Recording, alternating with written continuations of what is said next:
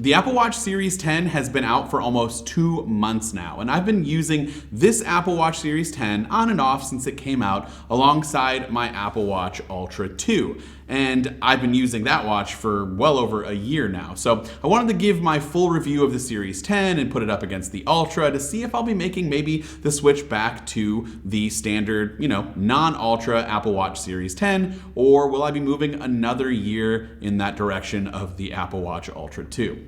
There were many rumors this year that the Apple Watch Series 10 was supposed to be this big update and this big redesign, and well, that didn't really happen. Sure, some aspects of the watch has changed and the design has changed slightly, but if I showed it to somebody out on the streets, I don't know that they'd be able to tell me right away which model they're looking at. With that said, the new Titanium Series 10 in Slate is the model that I have here. I absolutely love the look and feel of it. It's very light, it's elegant, and compared to the Ultra, it's just much more modern and classy in my opinion, especially if you pair it with a nice band. Now, the display is actually larger than any other Apple Watch currently on the market. Yes, even bigger than the Ultra by just a very small amount.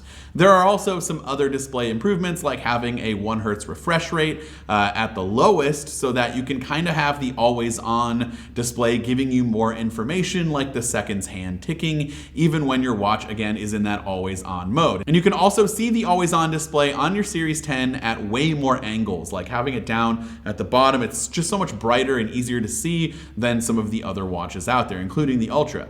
It's also the thinnest Apple Watch ever, and so if you couple all of the display and the design changes, it's not insignificant by any means. It's just not that complete design overhaul like we were expecting. Now, one of the biggest new health features for the Series 10, one of the marquee things, is that this Apple Watch can now detect whether or not you show signs of sleep apnea during the night. And it will give you recommendations on if you should further consult your doctor. It's not entirely a diagnosis here, which is important to note. And as much as this feature seems really cool and potentially useful for many, many people out there who might not know if they show potential signs of sleep apnea, I could not test this feature out. You need to sleep with your watch on for nearly a month. I believe it's like 28 days. And I tried it for a few days, but then, just the way I sleep, my watch just ends up, I put my hands on my eye and then it just digs into my eye and I had some scratches and it's just not great in the middle of the night for me. And I just couldn't do it.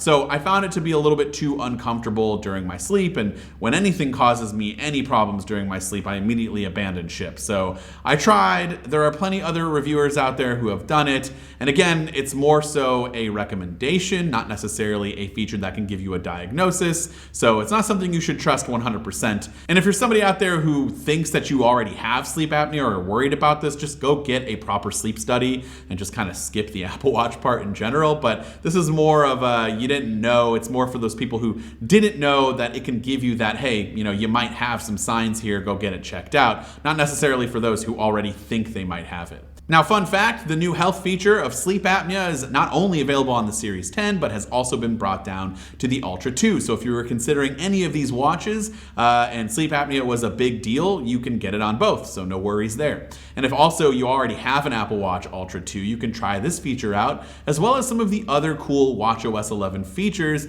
that came out this year, like the new Vitals app. Again, another thing that you need to sleep with for multiple days in order to get the proper data tracked, but I highly recommend trying it out if you want some overnight data of how your body is recovering, or maybe if you're seeing signs of getting sick, you'll see all of that in the Vitals app. Training Load also gives you insights on how your workouts are going, and you can track the effort that you're putting in and see if you're under training or if you're overdoing it. Then you can kind of look at the Vitals app and kind of go in conjunction with, oh, maybe I'm overdoing it, and start taking it easy for a few days. The Series 10 and Watch Ultra 2 can now play music or podcasts directly from the speaker that's built into the watch. No phone or headphones required, which I guess is pretty cool if you're in a pinch and you want to have some light background noise going on. You can use your watch to do that.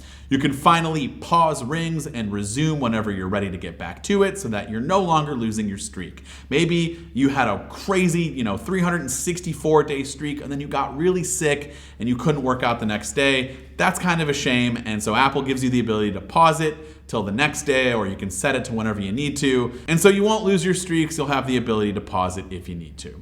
There's also a redesigned Photos face that can search thousands of photos in your library, intelligently analyze them, and then select the best compositions, framing, and image quality for your watch. And so you have a really cool Photos watch face that's now have been updated. And the Smart Stack showcasing live activities has also been pretty clutch, especially during the ALDS this past year. Although every time my watch gave me a slight vibration, I just knew the Yankees hit another home run or scored in some way. And so that was kind of a bummer. But maybe next year, Cleveland. There's also a lot of new for those who are rocking an older watch. And if you have something like a Series 8 or older, I think you'd be really happy with upgrading to the Series 10. I still think I'm going to stick with the Ultra, honestly, because for battery, it's just a battery champion, and I really noticed improvements over the 10 when I was having some workouts tracked or using the apps related to an activity that I was doing for a few hours at a time. And most notably, these past couple of months, I was doing a lot of golfing. And by the way, if you have an Apple Watch already and you golf, you probably already know this, but if you're thinking about taking up golf, this is a fantastic companion. And I noticed that when using apps like Golf Shot to get swing tracking, or even just tracking the golf workout in the workout app, the Series 10 could barely make it through the round in terms of battery. My Ultra gave me plenty of battery life to spare after a full round of swing analyzing, GPS location constantly in use for when I was trying to find the distance between me and my ball to the hole, and keeping score throughout the round. I had plenty of battery life left over on the Ultra. If you're looking for normal running or strength training, tracking, just minimal everyday use outside of that, I think the Series 10 will be just fine, but I'd love to hear from you in the comments down below. If you're thinking about getting a Series 10 or an Ultra, which one are you looking at more? Let me know down in those comments. Now, before we end today's video, I do want to give you more information about today's sponsor, PXG. So as I mentioned a little bit ago, I spent the last couple of months testing the Series 10 and Ultra 2 a lot while golfing. And that's because, well, I got a new set of clubs, and my first custom fit ones from PXG. There's tons of tech that goes into the golf clubs, especially the fitting process. I mean, I spent over 90 minutes with a PXG rep taking tons of swings into a simulator and gathering all of the data with my old clubs, and then with some of the custom fitted PXG clubs that they had on hand, and the results were wild. And if there's a PXG store, you can go out there to get custom fitted, or there's tons of other affiliates in areas nearby, so you don't have to worry about that. So I was gaining a lot more distance with my PXG clubs, but more importantly, I was gaining more accuracy. So where I was aiming, I was really far off the path with my old clubs and very consistent and within a few yards of where I was supposed to be hitting the ball with the PXG. Now, the Black Ops irons were the ones that I went with, a full bag from driver to putter and everything in between. And these clubs are beautifully crafted. They just feel so much lighter. The shaft, everything that was custom fitted to the way that I play, you can definitely tell after a few rounds of going out there, I was getting more and more comfortable with them and noticing not only further distance on my drives, but all of my shots. Now, obviously, I'm not a really good golfer, you can tell by my form, but I'm okay. And the form that I have, it works for me, but I got clubs that were fitted to the way that I play, and it's definitely helped improve my game. So I highly recommend checking out the Black Ops irons and drivers and all of that from PXG. Visit the link in the description down below to get fitted and order some new clubs as a holiday gift to yourself this season.